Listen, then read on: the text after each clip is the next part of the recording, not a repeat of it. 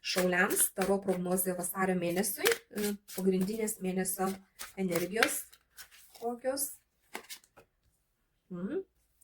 Taip, tiems, kas nedirba, kas ieško darbo, kokia tikimybė jį surasti. Tiems, kas dirba samdomą darbą, koks bus mėnuo darbo reikaluose. Taip, tiems, kas dirba savo, kas turi savo verslą, koks mėnuo bus. Asmeniniai santykiai, vienišiems, kokia tikimybė susipažinti. Tiems, kas porose, koks bus mėnuo. Tiems, kas meilės trikampiuose. Ir kardai iškrito kaip tik tai trikampio arkanas. Gerai, toliau žiūrim patarimą. Ir ko reikėtų pasisaugoti ateinantį mėnesį.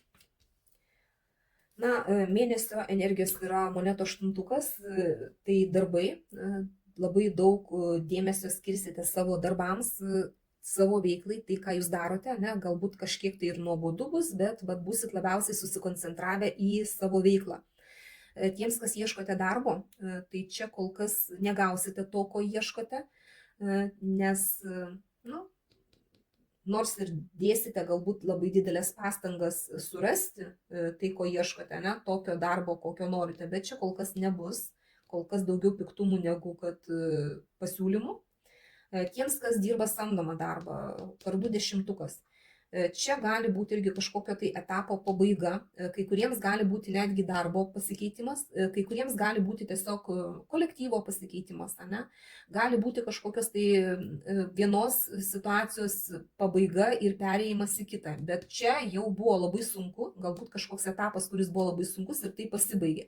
Ir turi prasidėti kažkas tai naujo, tai arba naujas darbas, arba naujas kažkoks tai galbūt projektas, kai kam, su vienu kažkaip pasibaigėt yra naujas, arba kažkokia tai, tarkim, buvo piktumai, kažkokia situacija, kažkokia neaiški, kuri skaudino, pasibaigė ir turėtų būti aiškumas ateiti, nes kaip ir vis tiek apie darbą bus labai daug minčių, daug susiję su darbu galbūt ir gali, sakau, kaip ir būti, kad kai kurie jūsų galite tiesiog pakeisti darbą. Tiems, kas turite savo verslą, tai čia tiesiog pas jūs yra dabar toks laukimas, jūs labai daug pastangų įdėjote, kad tas verslas pas jūs vyktų taip, kaip vyksta dabar, kad pas jūs kažkas atsirastų ir jūs dabar tiesiog laukiate rezultatų, galbūt investavę daug labai į savo, savo veiklą, į tai, ką jūs darote ir tiesiog laukime, galbūt planavime kažkokiame, ieškojime geresnių variantų, bet laukite, kas gausis iš to, ką jūs jau padarėte. Asmeniniai santykiai tiems, kas ieškote pažinčių, tai čia labai daug nuo jūsų priklauso, dėl to, kad magas krenta ir jeigu jūs norėsite, tai jūs ir turėsite tas pažintis. Jeigu nenorėsite, tai jų ir nebus, nes čia ne nuo aplinkos priklauso, o nuo jūsų pačių veiksmų. Tie, kas porose, tai pas jūs čia bus kažkokia dilema sprendžiama, kažkoks pasirinkimas. Ar pasilikti ten, kur esate dabar, ar eiti į kažką tai naują. Tiesiog turėsi priimti kažkokį tai sprendimą. Gerai, dar pasižiūrim, su kuo tas sprendimas susijęs. Apie ką čia? Paslaptis kažkokios, tai žinies arkanas krenta. Su kažkokiom paslaptim ir bus susijęs, su kažkokia tai, su pasyvų kažkokiu tai, ir jūs patys nežinot, kaip aiškintis. Galbūt kažkokią informaciją sužinosit, kažkokią tai paslaptį ir jums reikės daryti pasirinkimą būtent dėl to.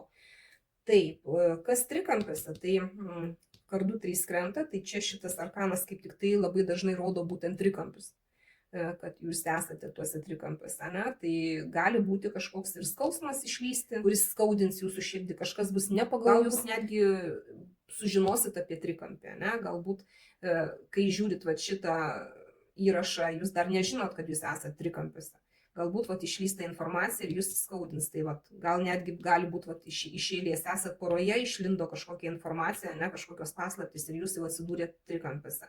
Kaip pavyzdys, gali ir toks variantas būti, dėl to, kad tai yra bendras kortų skaitimas, čia gali būti keli variantai.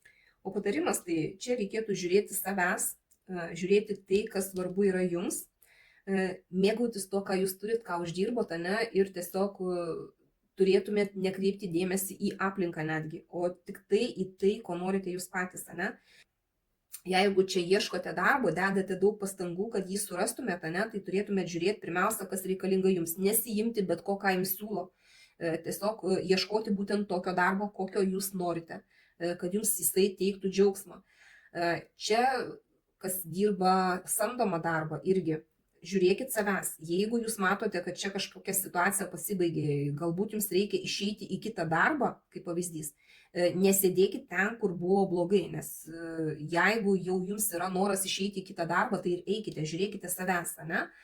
Jeigu pasibaigė kažkokia situacija su kolektyvu ar piktumai, ar dar kažkas, ne, irgi žiūrėkit savęs, žiūrėkit, kaip jūs jaučiatės, ne, ir žiūrėkit tai, kas yra palanku jums, ar pasilikti ten, kur esate, ar eiti į kažką tai naują. Čia irgi tiems, kas turite savo verslą, savo kažkokį tai dirbate savo, tai irgi žiūrėkite, kas yra jums palanku. Priiminėjat kažkokius tai naujus sprendimus, kuriate naujus planus, galbūt ieškote naujų partnerių. Irgi žiūrėkite pirmiausia naudos savo. Ne globaliai viską žiūrėkite, ne, o pirmiausia tai, ko reikia jums. Tiems, kas norite susipažinti, irgi jūs čia galite mėgautis ir tuo, kad jūs esate vieni ir jums visai galbūt net nereikia šiuo metu kažkokios tai rimtos pažinties. Tai vat irgi turėkit galvoj, ko jums reikia iš tikrųjų. Tiems, kas porose, jeigu jūs čia pasirinkime esate kažkokiam, ne, irgi žiūrėkite savęs. Netgi ne partnerio žiūrėkite, o žiūrėkite, ko reikia jums, kaip jūs ar gerai jaučiatės, ne, kaip bus, jeigu jūs pasirinksit. Ir kaip bus, jeigu jūs pasiliksit ten, kur jūs esate. Tuo labiau, kad čia kažkokios tai paslaptis gali būti ir galbūt jūs sužinojot kažkokias paslaptis ir dėl to renkatės. Arba galbūt tos paslaptis yra jūsų ir dėl to jums reikia daryti pasirinkimą, kad tos paslaptis, tarkim, neišlystų į paviršių. Ne? Tai va, čia turėtumėte žiūrėti taip, kaip reikia jums. Jeigu esate trikampiuose, irgi čia širdies skausmas, tai vėlgi nežiūrėkit trečių asmenų, ne? Žiūrėkit savęs, žiūrėkit taip, kaip reikia jums.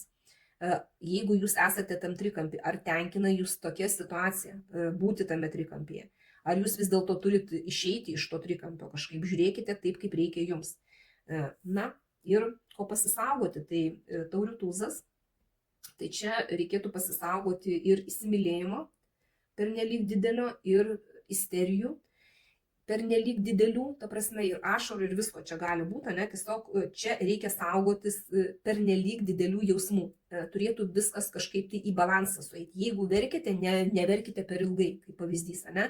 Jeigu džiaugiatės, tai irgi nespinduliuokit to džiaugsmo tiek, kad jau ten aplinka pradės pavydėti ir žiūrės, ko jūs čia jau džiūgaujate, ne. Tiesiog reikėtų surasti tą balansą.